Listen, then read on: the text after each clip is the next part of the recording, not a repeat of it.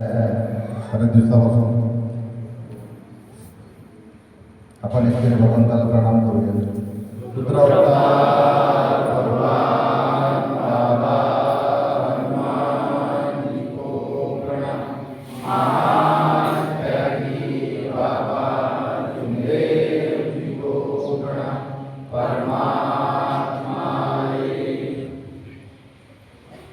तर साहेब नेहमी सांगतात की मार्गदर्शन म्हणजे काही मजाक नाही. बरोबर आहे.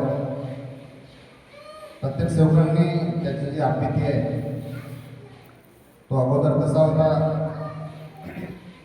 तो मंडळात कसा होता, टीव्हीत कसा होता आणि इकडे आल्यापासून तो कसा आहे, त्याला काय भेटलं, या संपूर्ण गोष्टीचं मार्गदर्शन त्यांनी करायला पाहिजे. तर याच्यामध्ये शिक्षणाचा काही संबंध नाही. त्या माणसाला त्या परमेश्वराविषयी कशी लगन आहे या सर्व गोष्टी त्यांच्यावर अवलंबून असतात. तर आम्ही पण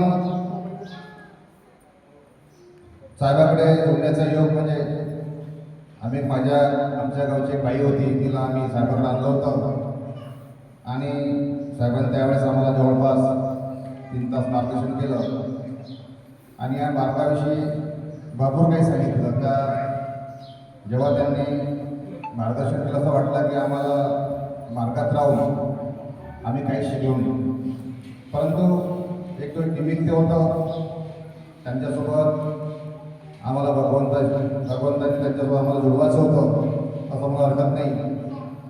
तर त्या बाईंनी काहीच नाही केलं आणि शेवटी आम्ही त्यांच्याकडून कार्य न घेता तसं त्यांनी त्यांच्या जे कार्यप्रणाली होती त्या कार्यक्रमानुसार आम्ही करण्याचा प्रयत्न केला. नंतर आमच्या गावामध्ये थोडं वातावरण झालं आणि नंतर आम्हाला वाटलं की नाही, जीवन जगत असताना आपल्याला गुरुची गरज असते, म्हणून आपल्या कोणतरी मार्गदर्शक असावं या हिशोबाने.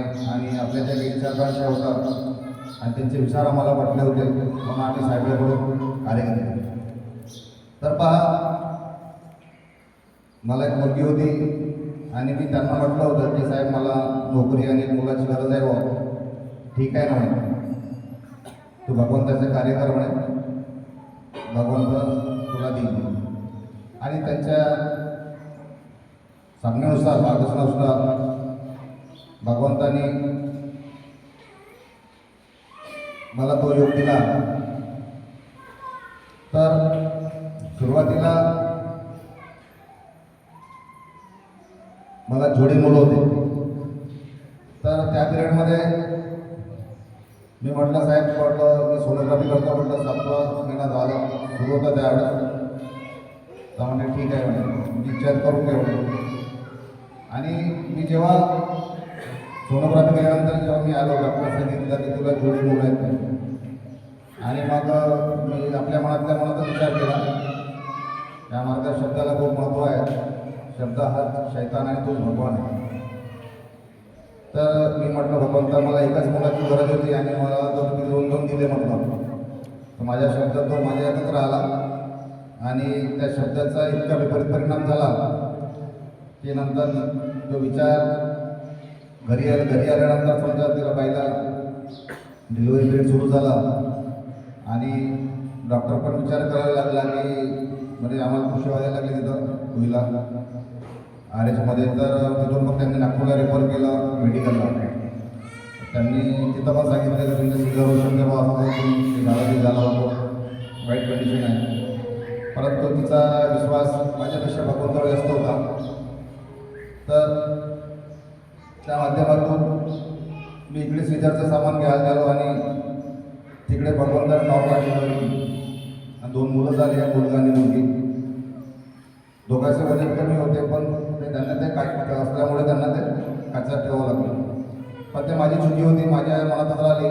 आणि भगवंतानं वेळ पण दिला होता. 2-4 दिवसामध्ये पहिला मुलगा मरण पावला, नंतर 5-6 दिवसामध्ये मुलगी मरण पावली. त्या पिरियडमध्ये साहेब अशा परिस्थितीमध्ये साहेब पण तिथं मेडिकलला भेटायला आले होते.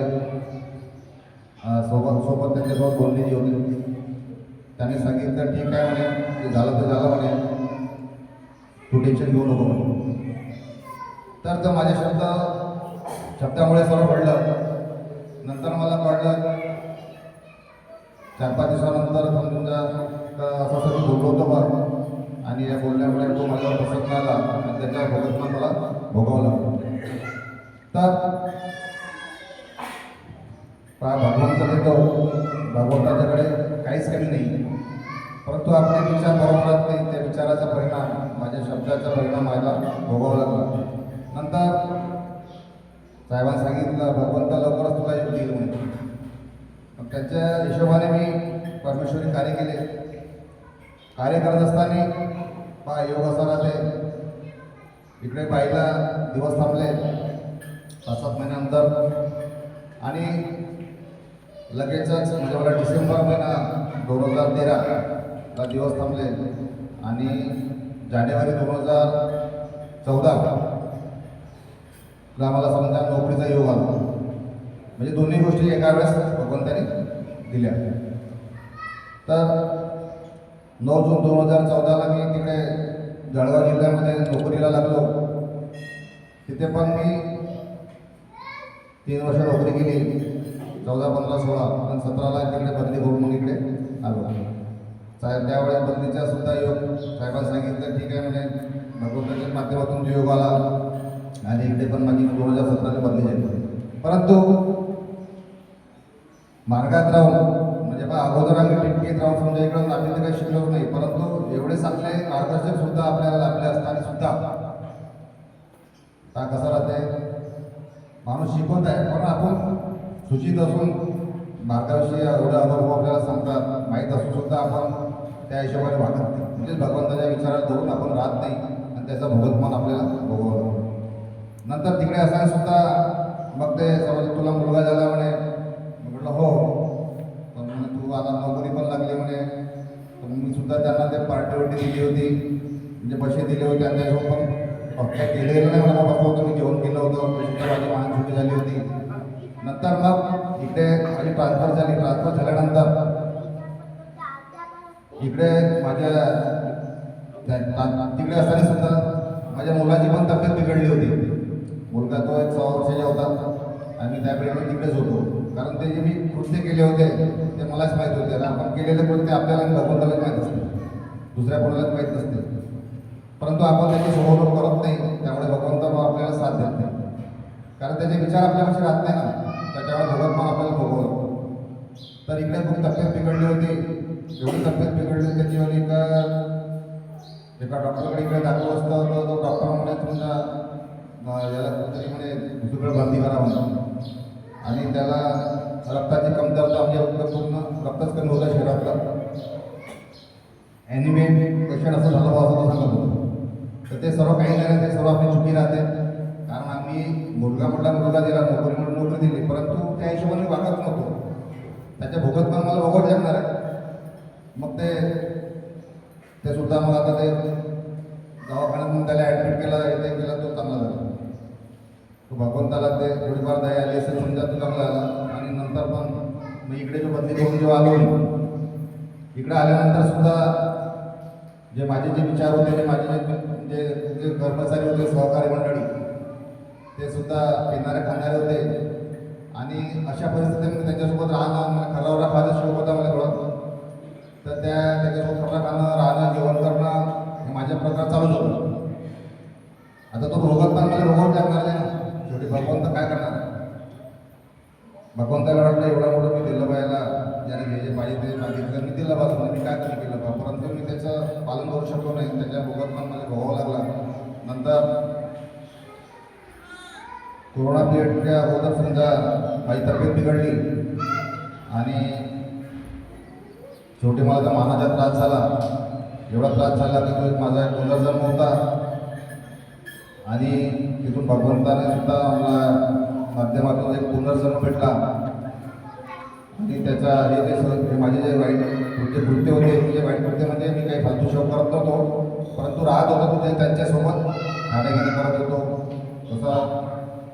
आणि त्याचा परिणाम मला दारूवाल्यासोबत राहणं, खाणं, घेणं, त्याचा परिणाम मला विपरीत परिणाम मला त्याला भोगावा लागला. आणि त्याचा परिणाम इतका वाईट होता की एक माझा पुनर्जन्म होता. त्यानंतर ते झालं आणि पुन्हा मला एक मागच्या वर्षी हाताचा त्रास झाला. हाताचा एवढा त्रास झाला की भयंकर त्रास झाला की समजा मी भगवंताला सांगत होतो, भगवंता मी प्रत्येक गोष्टी करतो, तुम्हाला सांभाळून करतो. आणि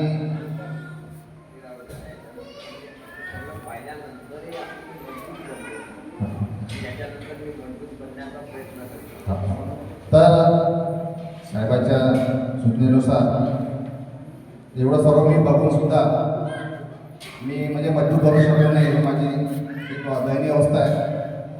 आणि जवळपास आता एक वर्ष झाला जवळपास मी कोणतेही काही औषध पाणी घेतलेलं नाही.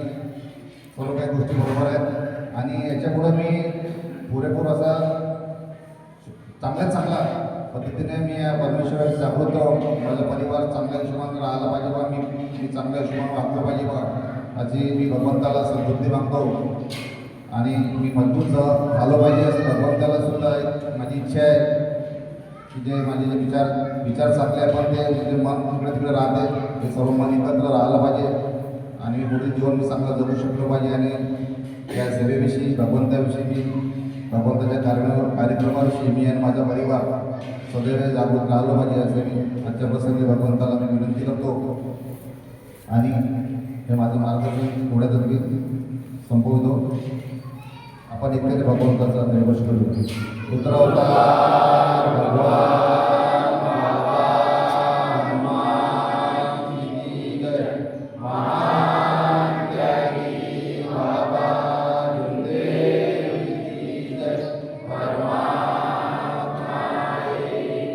भगवान बाबा हनुमानजीला नमस्कार. महात्यागी बाबा जुंदेवजीला नमस्कार.